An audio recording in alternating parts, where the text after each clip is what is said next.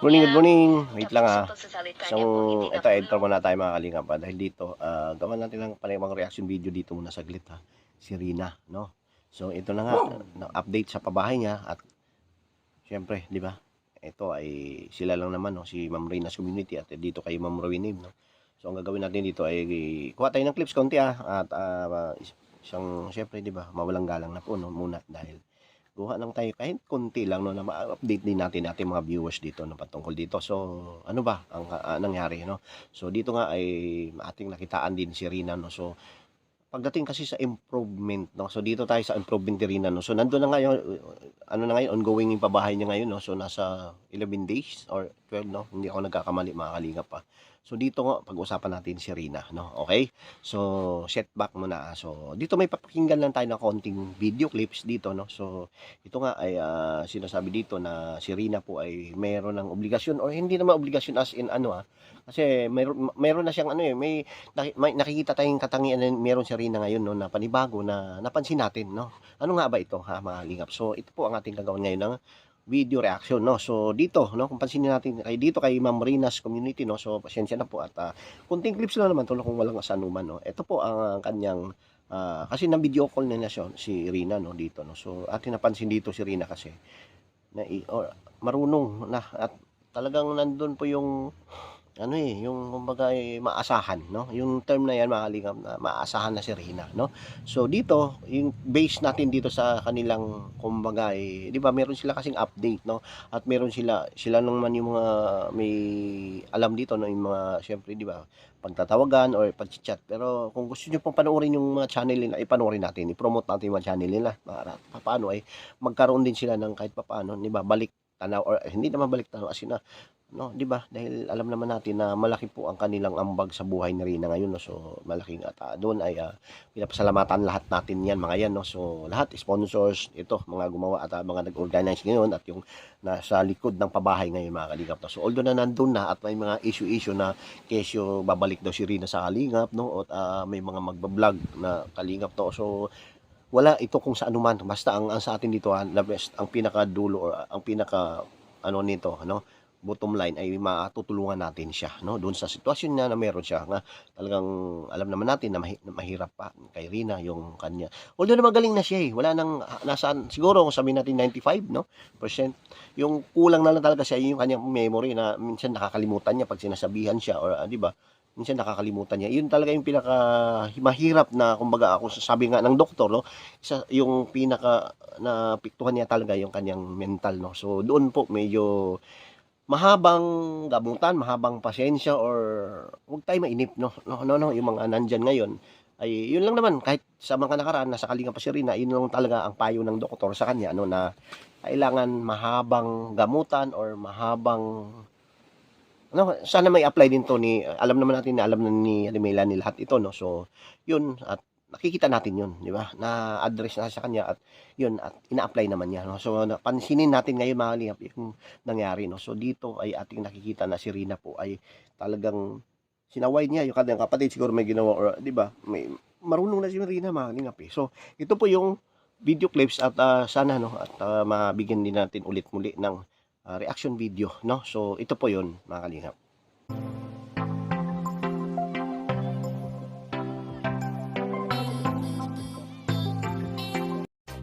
Of course, Rina's community at nagbabalik po tayo para bigyan ng reaction video yung pag-video call natin kay Rina at yun nga guys talagang digit po si Rina po normal na yun yung sa memory niya makalimutin yun lang talaga ang kulang sa kanya at sa pag-iisip kasi hindi ko na nakitaan siya na alam yung bakas ng nung nagkasakit siya yun kasi talagang magaling na kausapin kasi habang kinakausap ko kasi siya, ina-observe ko yung mga facial expression niya, yung mga sagot niya, tapos yung pagsasalita niya po hindi na blol. Tapos yung nakakatuwa lang guys, kasi habang nag-uusap kami, panaylingon niya at panaysaway niya po sa kapatid niya. Tawang-tawa ako doon sa video call namin. Anyways, kasama ko pala si Ma'am Rowena doon. Tatlo kami kasi busy at yung ibang kasamahan natin sa GC. Yun. Nakausap namin si Rina Sinasaway niya yung kapatid niya. Sabi ko, Reyna, sino yung sinasaway mo? Sabi niya yung bata po, si Tutoy daw. Si Wellmark, yung punso ng kapatid. Ayun. Sabi ko, bakit? Nung papasaway niya, opo, kasi nga, lumalabas at sa labas daw basa. Kasi hindi pa palagi umuulan doon. So, sinasaway niya na wag lumabas. Habang kausap kami, panaylis mo niya sa kapatid niya kasi po, siya naman talaga yung nakatuka dyan na siya yung nag-alaga sa kapatid niya. Yun tuwang-tuwa nga si Mars Melanie dyan kasi malaki daw talaga yung tulong ni Reyna sa kanya. Pagdating daw sa bunso niyang anak. Dahil po hindi niya na kailangan na bantayan, alagaan pa kasi nandyan na po si Reyna at magagawa niya po yung iba niyang gawain, di ba? At hindi lang po dyan, naglilinis din sa Reyna ng bahay, nagugas ng plato, yun. Yung nga lang pag malamig yung weather, hindi siya hugas ng plato kasi nga babawal sa kanya yung malamig yun.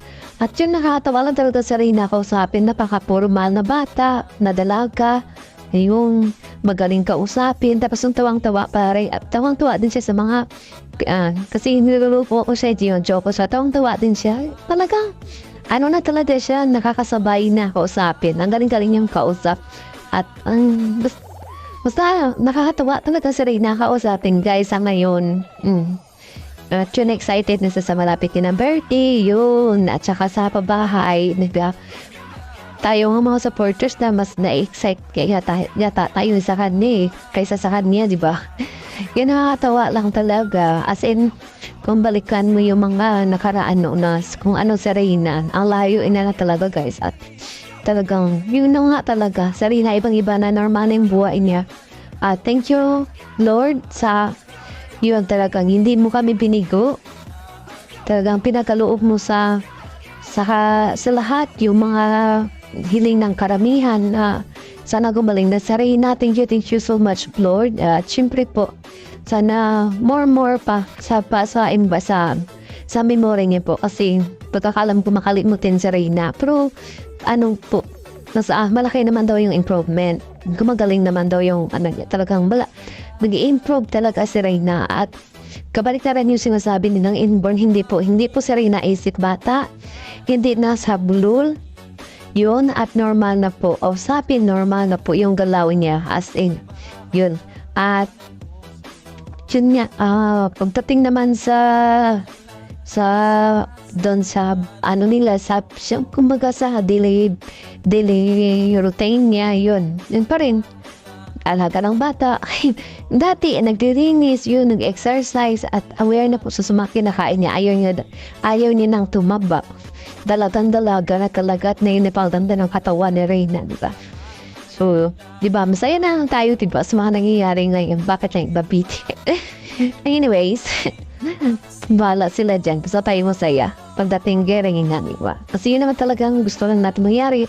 At nakaka-excite yung ribbon cutting at yung birthday niya po, halos magkasabay yata yan, di ba? Nakaka-excite. Basta ako guys, excited talaga. Ako bahala sila dyan. Nandito lang po tayo, no? At yun, panoorin po. Yung, tapos, ayun pala.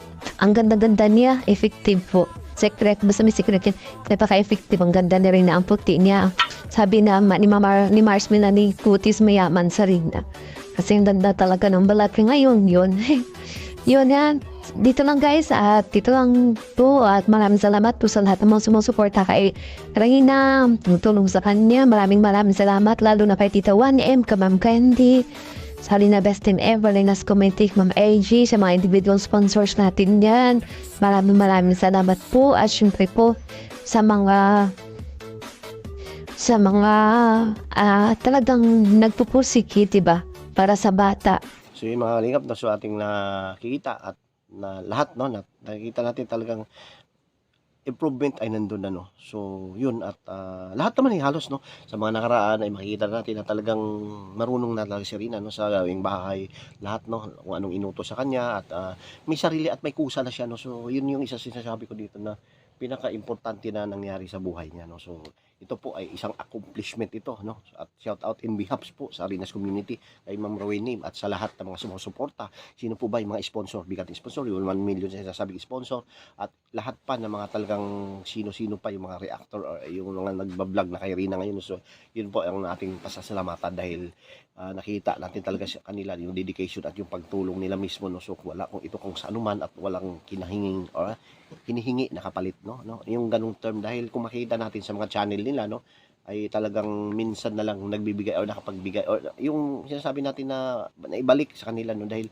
yung views pagdating sana nga may mga nagpapalipad sa kanila or yung mga nagpapakulay, no, pagdating sa kanilang live, no, yun inaakaya or inihikayat natin iba para at least kahit papaano dagdag tulong pinansyal doon kay Rina, kasi alam naman natin, no, pag natin dito ay wala namang gaano at hindi kaya talaga ni Ma'am Melanie, no, or meron naman siyang although na meron, no, na negosyo si Melanie doon sa baboy, mabuyan, no. So hindi pa rin talaga ito sapat dahil siya ay ano lang kasi yan kumbaga porsyento lang, no. So hindi talaga siya as in full na makukuha niya yung kita, no, nakuha niya mga kalingap dahil nga sa boss niya yun, no, di ba? So dito ating napag-alaman na meron pa rin at kahit papaano may kita, pero di ba hindi sapat na matustusan yung pangailangan, kasi maraming anak din siya ni Melanie, yung iba siguro ay nag-aaral din, no. So pagdating naman kasi sa kanyang asawa ay wala na balita, pero siguro dahil asawa nga niya at bilang lalaki at bilang padre di pamilya, yun yung nakakatulong isa sa kanila, no. So yun at pero pagdating sa stable na trabaho siguro baka sabihin natin na hindi pa at wala naman din tayo nakikita, wala tayong update, no. So yun nga at mga ano naman, sa atin dito ay nandyan at very thankful tayo, grateful tayo dito, no, na nandyan pa rin sila nakasuporta, no, dito sa Arenas community. Paulit-ulit ako sinasabi, no, Ma'am Yen at sa lahat ng mga talagang nandyan, no, para may update, mabigyan ng magandang bahay, no, at talagang sitwasyon ngayon na talagang kailangan ni Rina ng tayo, no. Huwag na lang ako mga kalingap, no. Lahat, no, at kailangan ni Rina ng gabay or suporta, no. Malasakit, pagmamahal, no. Hinihingi niya at lagi naman niya sinasabi mga kalingap, no, na talagang thank you sa lahat mga talagang tumulong, no. Lagi niyang bukang bibigyan dahil nasabi ko na muli, no, na si Rina po talaga ay karapat dapat at meron kasing karapatan talaga na mabuhay ng talagang, no, di ba, normal at mabuhay ng masaya, no. Meron siyang karapatan, meron siyang ding kalayaan na mangyari sana na okay ng lahat, no. Mabigyan siya ng kalayaan, no, freedom, no, na ito at bilang siguro magiging private na buhay niya at soon, no, kung talagang ito pag okay na ang lahat, no, at talagang kaya na nilang mabuhay, no, mahalingap to. So pero ngayon alam naman natin na hangga't nandyan pa at wala pang di ba, alam naman natin na wala pang kakaya di si Rina na wala pa nasa akong halimbawa, kasi ang pabahay ongoing pa yun, no, mahalingap, hindi natin alam kung talagang kailan matatapos, no. So doon pero assured na yan mahalingap na matatapos talaga yun, no? Kasi marami at talagang dire-diretso yung bahay kahit ulan, rain or shine ay nandun po, no, na talagang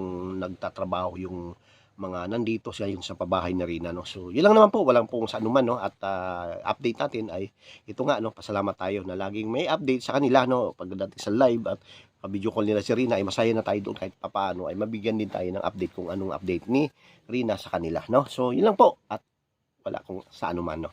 So shoutout po sa lahat ng mga viewers natin, sa lahat ng mga talagang tumating kilig sa channel natin, ganun din sa kanila mga lingam to support natin, no. Lagi bukang bibigyan na lagi i-support sa yung mga nakatulong, no, dito sa ating prinsesa. Okay, so hanggang dito na lamang po. Isa mapagpalang araw po muna sa lahat, lalo sa ating ama na si Gobal Santos Matubang at Edno Vlogs at kay Kalingap Ram, lahat ng mga Kalingap partners, viewers natin, solid, at yung mga silent viewers, OFW yan number 1 po, no, na talagang isa sa mga talagang gusto lang mangyari, di ba, masaya lang, no, na maibsan man lang kanilang talagang umbaga, di ba, alam naman natin OFW ay mga homesick yan, mga alingap, no. So yun lang naman po, wala akong no, at dagdag ko na lang mamaya siguro may mga update sila, no. So doon mismo manood tayo sa kanila. Okay, so thank you, God bless po, at lagi po tayo mag-iingat.